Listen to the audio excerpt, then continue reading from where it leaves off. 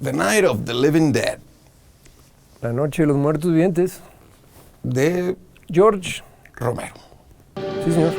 Clásico del cine independiente, clásico del cine americano, clásico del cine horror. Y sin embargo, una peli que tú puedes argumentar es una mala peli. Yo antes de eso quisiera saber, ¿este señor Romero sigue vivo? Acaba de morir. Bueno, no, acaba de morir. Murió hace unos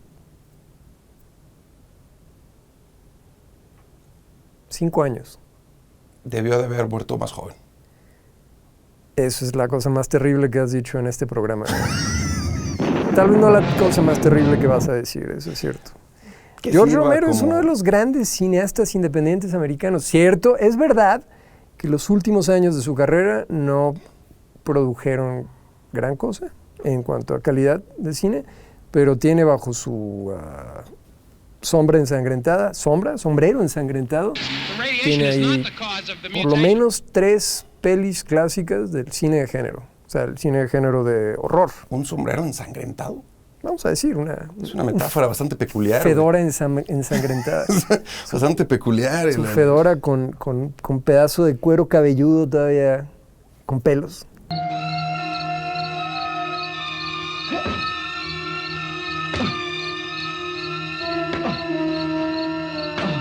Pues tienes una ardua labor delante de ti de convencerme de que esta película,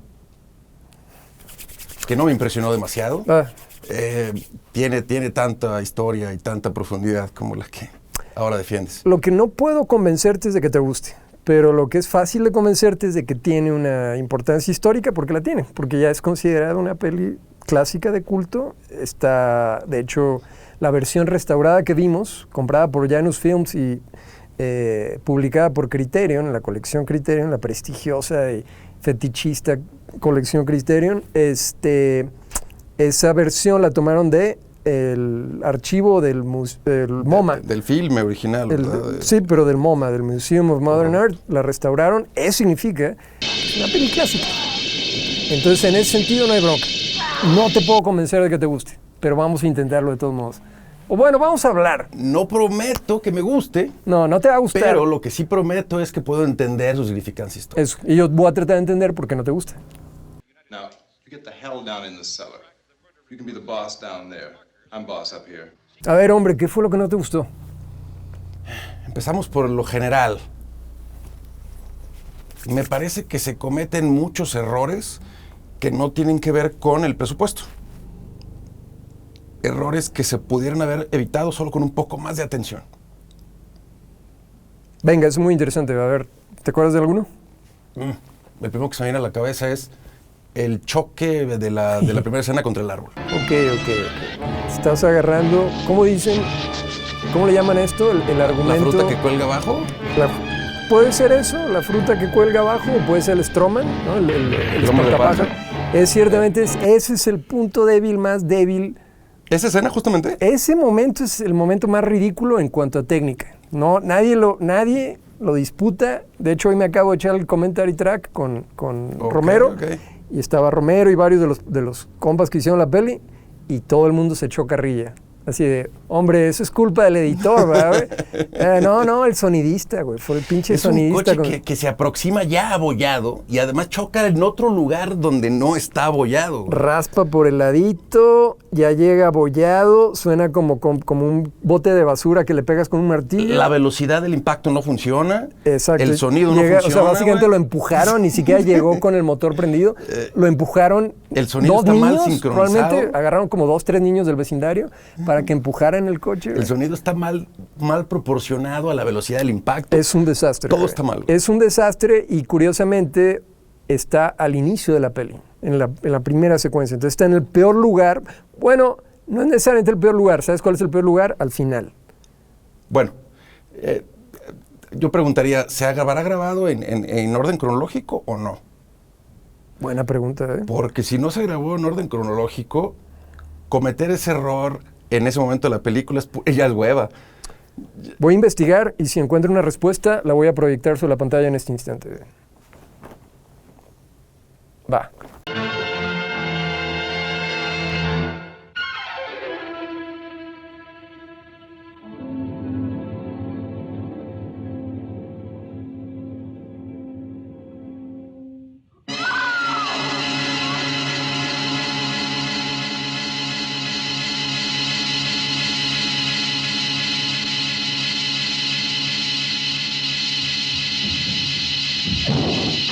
¿Qué me dices de Dwayne Jones? Sin duda, para mí, uno de los dos mejores personajes. ¿El Sí, otro es el zombie desnudo? por supuesto, por supuesto. La zombie desnudo. Zombie. Sí, realmente no Desnude. sabemos. Bueno, las caderas. Algo, un viejito cadrón. Bueno, entonces, Dwayne Jones, bien. Dwayne Jones bien, y el calvo del sótano. ¿Cómo se llama? Sí, él es, creo que se llama Carl Hardman, Ok. y él es uno de los productores de la película. Que me gusta su neuroticismo, su vibra así angustiosa, y además me encanta que es evidentemente el villano en ese momento, y es el güey que tenía razón. El lugar seguro era el sótano. Eso es verdad. Y eso me terminó por simpatizar del personaje, güey. No es necesariamente el villano, o sea, si hay algo como en la narración. El narrador te dice, quiero que te pongas del lado de Dwayne, de Ben, Sí. y quiero que llegues a enemistarte con este cuate. Pero cuando ves la peli, cuando la vuelves a ver, como yo, unas 30, 40 veces, te das cuenta de que en realidad los dos son... O sea, entiendes la perspectiva de los dos, entiendes los errores y los aciertos de los dos. Correcto, pero este señor, Carl Hardman. el actor, sí. Mm. Pero el personaje no me acuerdo cómo se llama. ¿Cómo se llamaba el personaje? Mr. Aquí iba a decir. Bueno, este cuate, el señor X, Mr. A ver, acuérdate, la película, el actor más insípido, ¿qué es lo que dice? ¿Cooper? Mr. Cooper. Cooper. Mr. Cooper, por favor, suba del sótano, podemos resolverlo todo. Sí, estoy actuando hasta peor que el cuate insípido. El cuate más insípido de la película, lo mejor que hace la película es matar a ese compa. Lo siento, es un buen chico, tiene cara de buena gente. Hey, por cierto, si no lo habían visto, disculpen por echar spoiler de una película de 1968. 1968 es una peli de cultura universal. Gústeles o no, es una peli indispensable, sobre todo si les gusta el cine independiente. Ok. Y volviendo a la pregunta inicial, me parece que la actuación de Dwayne es simplemente competente. Digo, Tampoco es sobresaliente. no es Sidney Poitier, no es un genio histriónico Claro. ahí. No es el Bill Cosby de esa generación. Vamos a decir Sidney Poitier. Sí, no lo es, pero tiene varios momentos que me impresionan. Tiene un monólogo ahí, que lo hemos dicho. ¿Correcto? Es la escena más ambiciosa del guión, pero en una peli de cero presupuesto, pues no hay para filmarlo. Entonces, en vez de filmarlo, hacen que Dwayne lo narre mientras está rompiendo muebles, que es barato. Tal vez lo hagamos algún día. Incluso dudo que hayan sido muebles. Tal vez los compraron ya en pedazos. Sí. Bueno, está jugando con pedazos de muebles para hacer sus barricadas y está narrando su introducción en el apocalipsis zombie, ¿no? Toda esta escena de que pues, yo iba por la carretera y me estacioné y había una cafetería, Y la forma en que hace su monólogo es muy bella para mí. Es elegante, es, como dicen, comandante. Así como agarra el tipo, se posesiona de la escena, toma control de la narrativa, se siente real, te la compro. Va. Lo que me lleva a mi siguiente problema con esta película. Pareciera que todos los brincos de premisa a premisa, cómo vamos enterándonos de las situaciones, todo sucede narrado, en radio, en televisión. Consistent reports from witnesses to the effect that people who acted as though they were in a kind of trance were killing and eating their victims prompted authorities to examine the bodies of some of the victims. Medical authorities in Cumberland have concluded that in all cases, the killers are eating the flesh of the people they murdered. Repeating this latest bulletin just received moments ago from Cumberland, Maryland, civil defense authorities have told newsmen that murder victims show evidence of having been partially devoured by their murderers. Medical examination of victims' bodies shows conclusively that the killers are eating the flesh of the people they kill.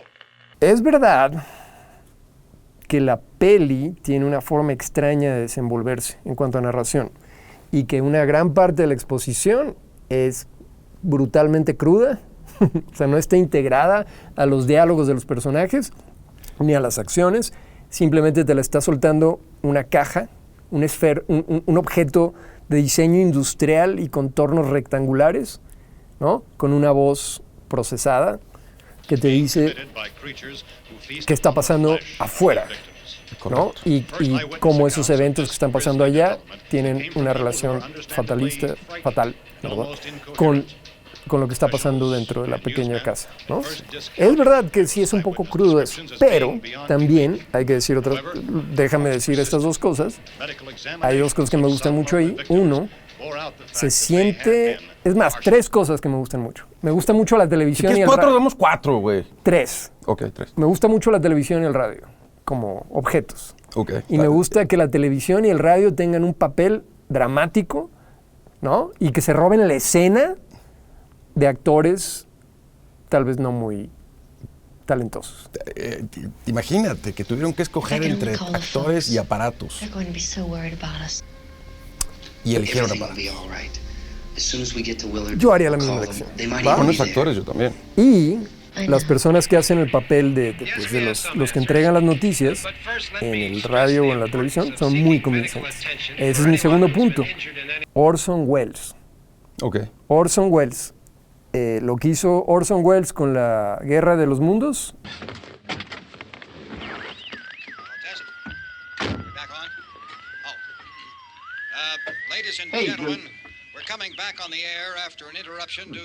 Y en esto de la Guerra de los Mundos, el tipo lo decide hacer no como si fuera una ficción, sino como una falsificación de un programa de noticias. Entonces, la historia de la Guerra de los Mundos, donde hay una invasión de Marte a la Tierra, la hace como si, tú sabes, como hay un narrador en radio dice, interrumpimos este programa para entregarles noticias escandalosas, no dirían escandalosas, noticias urgentes. No podemos creerlo, pero estos son los reportes que nos están llegando de distintas fuentes, ¿no? Se han visto objetos voladores volando por encima de los cielos de Wisconsin, ¿no? ¿De qué? Vamos a decir Wisconsin. Wisconsin. Aunque, tú sabes, La Noche de los Muertos es Pittsburgh, que es otra cosa que quiero decir, cine independiente hecho en provincia. Okay. Cuando en Estados Unidos el cine solo se hacía en California, o a veces en Nueva York, el cine underground y cosas así, pero esta es una peli hecha en Pittsburgh, como si nosotros hiciéramos una peli en León, Guanajuato. Pittsburgh es como León, Guanajuato, tal vez hasta peor, güey. Tal vez sea peor, güey. Y estos compas lograron hacer una peli que hoy es querida, admirada, no por todos, pero por muchas personas hasta el perro en este mundo. Hasta el perro se está quejando de ese... El perro está conmigo, mano. De ese comentario. Ese perro güey. está conmigo. No. Tú no sabes cancanés, güey. Ese perro está a favor de La Noche de los Muertos Vivientes. Entonces, ¿de qué estábamos hablando? Orson Welles. Orson Welles y la Welles. influencia de hacer cine perezoso. Bueno, no es perezoso, es la idea como de utilizar trucos para que la audiencia crea que un evento imposible, insólito, absurdo, que es la resurrección de los muertos, que además no solo vuelven de la muerte, sino que además son caníbales. Exacto. O antropófagos. Y vamos al siguiente problema. Bueno, sí, al carajo. Todo lo que está diciendo, nomás déjame decir esto, son buenas técnicas, mano, para darle verosimilitud, plausibilidad, vamos a decir, a una premisa imposible. Esa es mi defensa, es mi cosa que amo de cómo está narrada esta peli. Ok, concedo que cuando tienes restricciones presupuestales, sobre todo, y quieres hablar de cosas que son de una escala mayor a la que te permite tu presupuesto, debes usar este tipo de mecanismos. Pero mi problema con eso es que pensar en una buena premisa no es tan caro. Eso de que un satélite iba a Venus y regresó, güey, radioactivo, güey. Es muy tonto, pero es solo la racionalización del relato y solamente ocupa 1 minuto y pico. Ok. ¿La radiación es suficiente para revivir a los muertos recientes? No, pero eso es solo es como si tú ves lo de Trump, O sea, lo de la presidencia del 2020 y todo este pinche cagadero que se armó, ¿no? De que Trump decía, nos robaron las elecciones, ¿no? Y bla, bla, bla. The Big Lie, como le llaman los La demócratas. gran mentira. Es como si le hicieras caso a Trump. De todas estas ficciones que andaban flotando, así de que, son los chinos. Los chinos se metieron a una calculadora que traía uno de los vatos que estaba haciendo el recuento de los votos, ¿no? Hackearon la calculadora y la calculadora cambió los números. Así, güey, ¿no?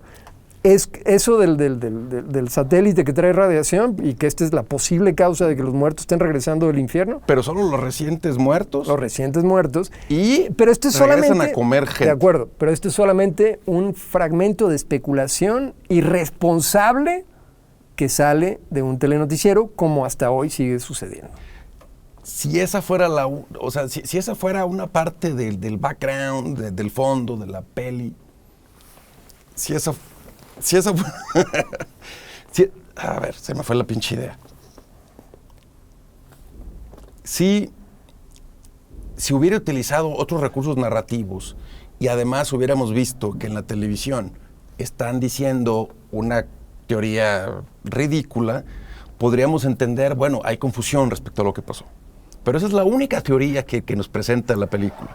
Esto me gusta mucho, ¿sabes por qué? Porque lo que para ti es un defecto, para mí es una virtud. Para mí, en un relato de horror fantástico y racional, es mejor nunca explicar. Okay. Entre menos conozcas, más se siente como si el relato no estuviera sucediendo en la realidad.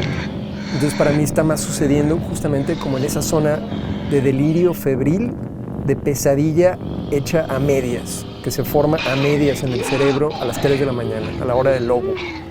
Por eso, entonces, pero es real, o sea, lo que dices tú es verdad, solo que ahí está la diferencia desde donde lo mires. Es verdad, pero para mí es una fuerza, para ti es una debilidad. Pues yo creo que se hubiera podido ser intencionalmente vago de una mejor manera.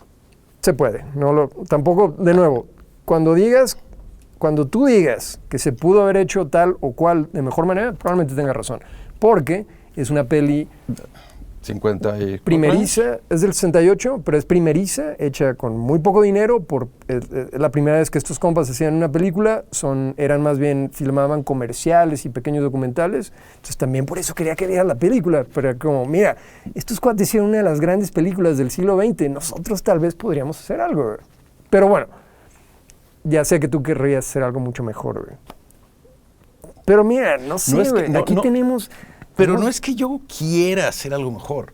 O sea, no es que yo quisiera. Obviamente con el beneficio de la tecnología, con el beneficio de vivir 54 años después. Sí, claro. Sí. Chingo años. Más de los que yo tengo y Sata tiene. Pero, ¿qué decías?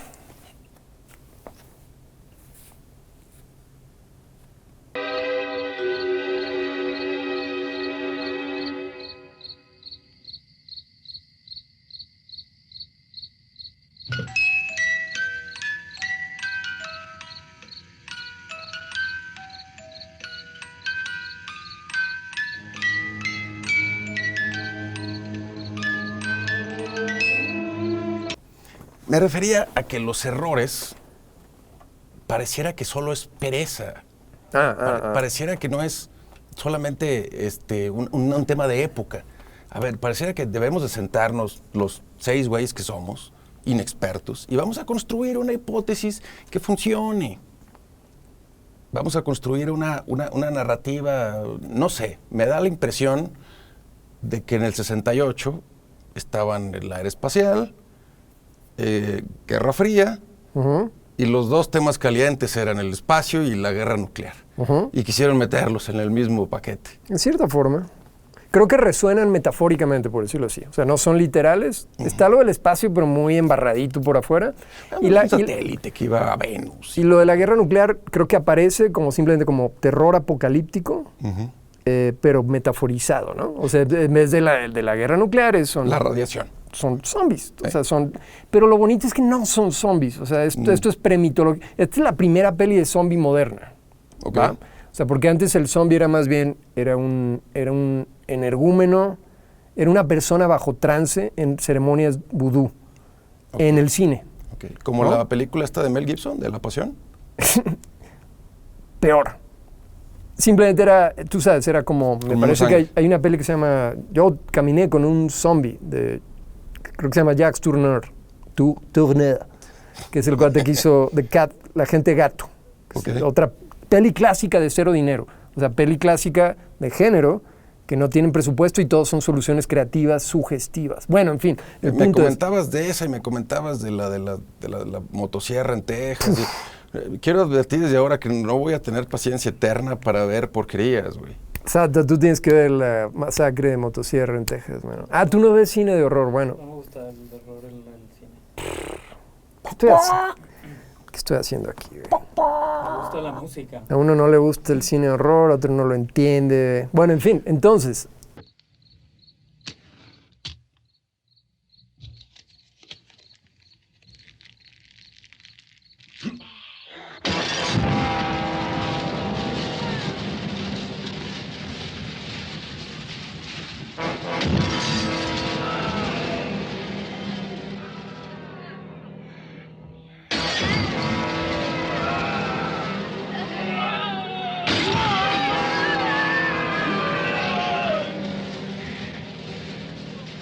Y esta es la primera, y realmente esta no es una peli de zombies. En ninguna parte del relato aparece la palabra zombie. La primera vez que Romero usa la palabra zombie para sus pelis de zombies es en la segunda peli que hizo del tema, que es la otra clásica, El Amanecer de los Muertos, Dawn of the Dead, del 79. Ahí sí les dicen zombies, la peli se llama Zombie en Europa, en fin. Okay. Estas simplemente, como decía Romero, son vecinos muertos.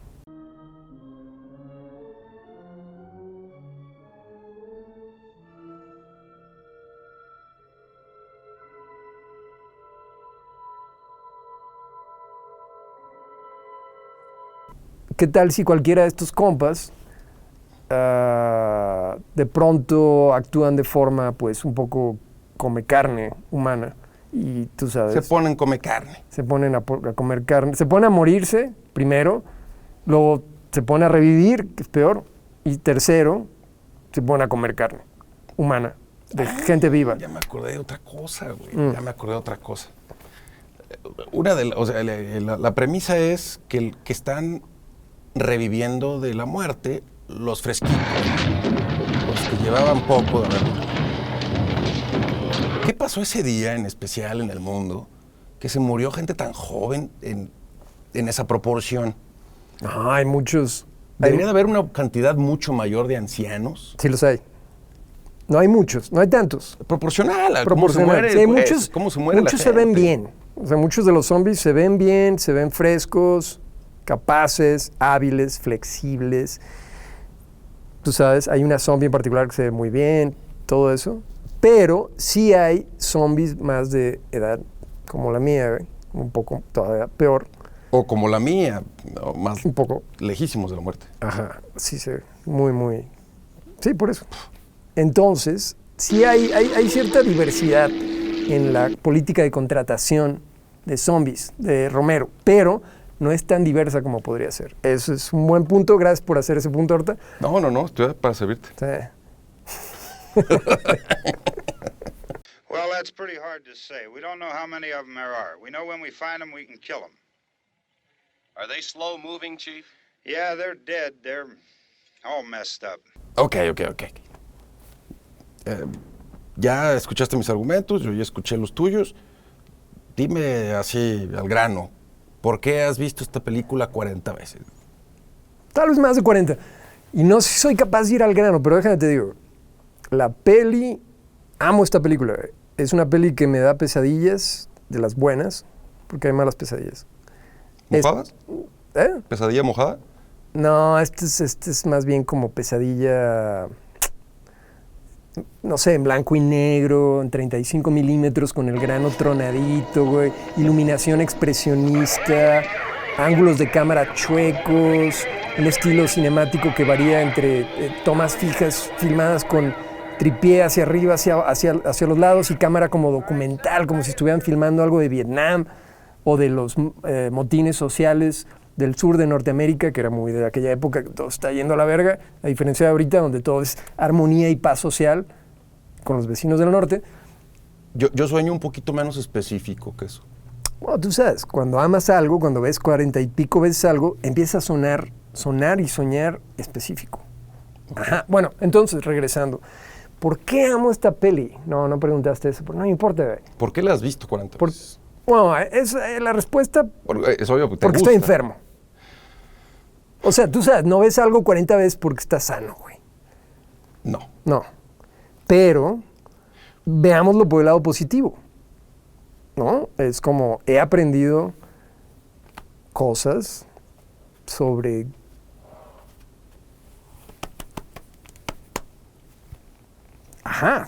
la antropofagia. La antropofagia en el vecindario.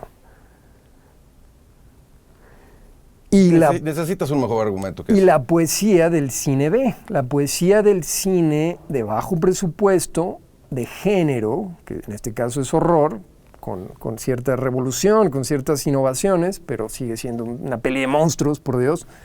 Pero tiene su, tú sabes, tiene su poesía, man. Tiene su flujo imaginativo, tiene su fuego, entusiasmo, tiene muchos críticos lo han observado, tiene un tipo como de resonancia, parece estar hablando, el mismo Del Toro lo dice de una forma muy chida. Eso me gustaría saber, si hay alguna especie de metáfora ahí oculta. De hecho, es parte de lo divertido de la peli es las interpretaciones de la peli. O sea, es como, por ejemplo, la peli la publican y sobrevive un rato como cine de autocinema, ¿no? Que era su propósito, hacer dinero. Recuperan su dinero, la peli desaparece medio año y la vuelven a sacar al mercado, pero ya no como peli de autocinema, sino que la empiezan a meter en cinitos como de arte. La empiezan a descubrir, no sé, Andy Warhol. Empieza a ser una novedad, una curiosidad. Los franceses de cuadernos de cine la descubren. Okay. Tipos así, ¿no? O sea, cineastas, amantes del cine la descubren y dicen, ¿qué es esto? ¿Qué cosa tan rara es esto? ¿Y de dónde viene? ¿Pittsburgh? ¿Neta, güey? Entonces la peli empieza a cambiar de forma. Ya no es la simple peli de autocinema, ya es peli de autor, güey. Y entonces mucha gente empieza a escribir de la peli. Y empiezan a ver cosas que el cine de género, de autocinema, no tiene, que es capas, o posibilidades de capas, posibilidades de lecturas. O sea, tú sabes, como profundidad metafórica. Entonces la peli muchos dicen, es una alegoría social sobre una posible revolución, una posible implosión social en una Norteamérica construida sobre inequidad o sobre crímenes históricos o sobre un tipo como de tensión de clases y tensión de razas que solo puede acabar en un baño de sangre. Yo hubiera estado de acuerdo con esa interpretación si el final hubiera sido distinto. Uy, el final, no te atrevas a hablar mal del final. Es mi final favorito en la historia del cine. No estoy diciendo que sea malo. ¿Ya? Lo que estoy diciendo es que no es ideológico. Es lo hermoso. Entonces cualquier interpretación de que es un reflejo de la lucha, se desmorona cuando el final es absurdo. Por supuesto. Eso es bueno. Es lo chido de las interpretaciones. Es como, solo sirven como para, escribí un buen ensayo, pero en el fondo realmente no es verdad, ¿verdad? Okay, o sea, porque los cineastas no tenían esa intención. Los cineastas solo querían contar una historia. Y hay algo, güey. O sea, hay algo como que sí estaban sensibles al pinche desmadre de la época, por decirlo así. Pero no querían decir de forma ideológica, didáctica. No querían comprometerse con una causa, más bien. No. Simplemente no vamos a revelar el final, vamos a dejárselo de tarea a la gente, los que ya lo vieron, los que no lo han visto. Si me preguntas a mí, ¿vale la pena ver toda la película para ver ese final? Yo diría que no. Y por supuesto yo diría que sí. Yo soy, mi mamá lo sabe, yo soy nihilista. Ok. O de tipo nihilista. ¿Cómo saliste del closet? Pesimista como a los 6.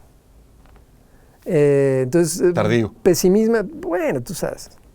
Pesimismo cósmico, nihilismo, son my jam. Okay. Es mi jalea de mermelada en el pan. No sé si funcione. Con eso me unto el pelo, güey. Ok. Lo que queda de pelo. Entonces, para mí es un final hermoso. Pero sí entiendo a Horta que puede ser muy frustrante, pero no vamos a decir por qué. No. Y con eso, pues ya damos por terminado esto. Vamos por terminada el análisis, que debo decir que fue bastante más gratificante que la propia película.